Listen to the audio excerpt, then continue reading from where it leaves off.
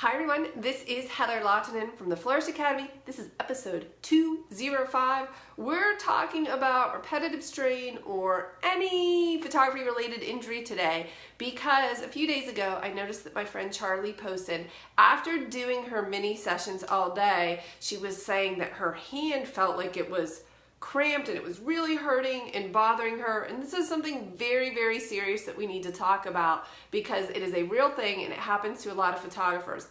But let me back up and say this first. The whole point of being a mentor is to hopefully alleviate problems that you had early on in your career and tell people how to avoid these problems. So really, when I'm speaking to someone who is starting photography, I'm kind of talking to myself about 10 or 15 years ago, and there are a lot of things that I wish I knew that I try to help impart at least some wisdom so that you can do better than I did. And this is one of those things, or this is maybe some advice that I did not heed, and I implore you to listen to this and maybe change something or just pay attention to your body, because photography injuries, while it may sound funny, they do happen. Very early on in my career, I did get some repetitive strain. It was not from the camera, it was from editing, and I've talked about this before, but one of the best things you can do to save your hand from turning into a claw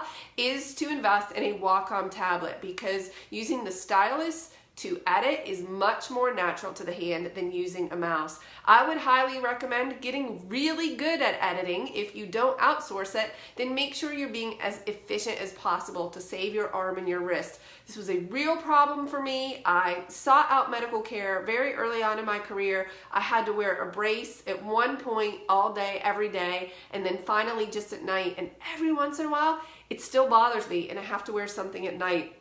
So you want to be careful about that. If you are going to carry around this beast with you to weddings or portrait sessions or any of this gear really is very heavy, then you really need to protect your body. So we're talking about our hands, we're talking about our neck, our shoulders. How you carry the gear is really important.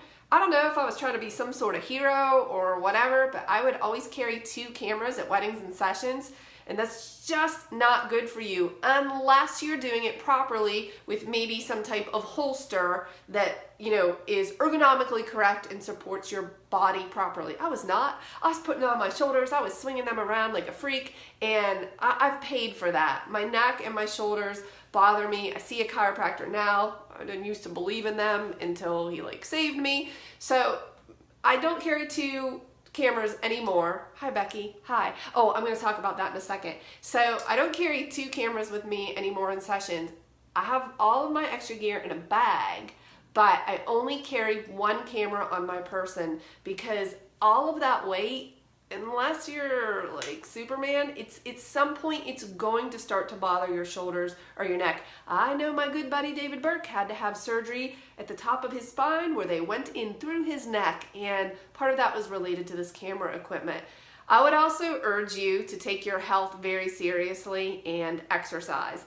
Every year at the beginning of wedding season, after I would shoot my first wedding, I would come home, I would be dead tired, and the next day I would feel like I was hit by a truck. They call it a wedding hangover for a reason. You just feel awful. Well, the reason I felt awful was because I was out of shape, and I probably wasn't drinking enough water or eating properly.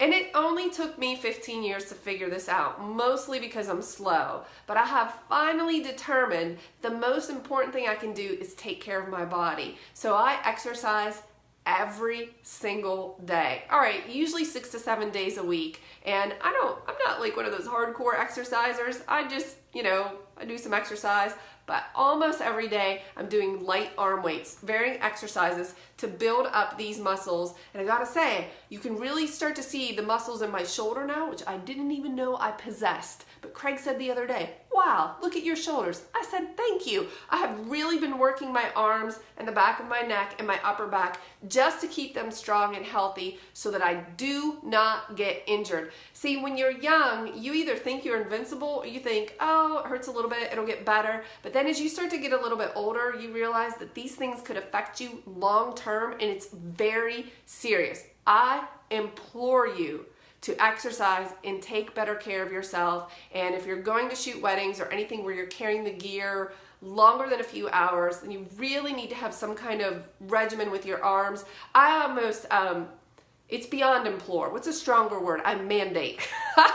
You have to do this or you're just gonna pay the price. So the first tip was get a Wacom tablet. Invest in a Wacom tablet so that you're not using the mouse all the time.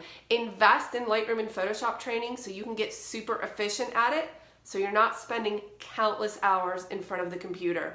Work out your arms, your body, just so that that gear is just not weighing you down. It can get very, very serious, and I just don't want that to happen to you. Remember, as a mentor, it's like I'm talking to myself 15 years ago. I mean, people gave me this advice and I chose not to listen, and I'm not even sure why. I don't consider myself very stubborn, but I guess I just didn't think I needed to, or I thought I would be okay. False. So make sure you're taking care of yourself. Okay, Becky just asked me what's going on with the light behind me. I was experimenting yesterday and today with this light. I've had this light for a while. This is the ProMaster light. I'll grab it in a second. But look what it's doing. It's giving me rim light on my hair. So if I were to take photos right now, or if I had somebody in here and wanted to grab some headshots, I have a window right here, I could add some really pretty rim light to the hair just using this light with these barn doors. And I love it. Now, I did a Skype video session with a client yesterday, and I had it set up next to my iMac just so that my webcam looked better. That's why it was sitting there here on this tripod. But look at that, isn't that nice?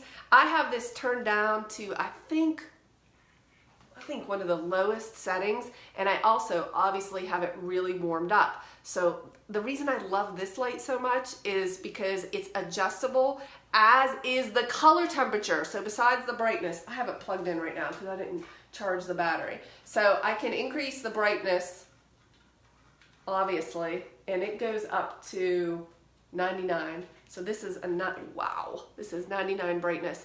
I had it down on 16 a minute ago when I started the video. So I had it turned way down, and you could see even at a much lower, this is 20 right here, you can just add it to add some light. Like you position it right on the edge so you can get that rim light. That's what's nice about those barn doors. And then you press the button on the back. Whoa, I need to tighten that. You press the button on the back. Yes, there, and you can change the color temperature. So you can make it, this is 5600 Kelvin, all the way down to 3200 Kelvin, which I think is where I had it when I started the video. Oh, that looks awful warm, doesn't it? But if you were sort of emulating like sunlight or rim light on someone's hair, look how nice that looks with that light on. This is the ProMaster, sorry, I meant to grab the model number for you. The ProMaster LED 308B. They have these at YM Camera. I love this light. It also has a rechargeable battery. I just don't have it charged. It goes right there, which is why I have it plugged in. It also has a car charger. It has this nice swivel head. I have it mounted on this tripod, but you could do whatever you want. This is a really nice light, and I feel like it wasn't that expensive. I mean, it was definitely less than a couple $100s. Look at that.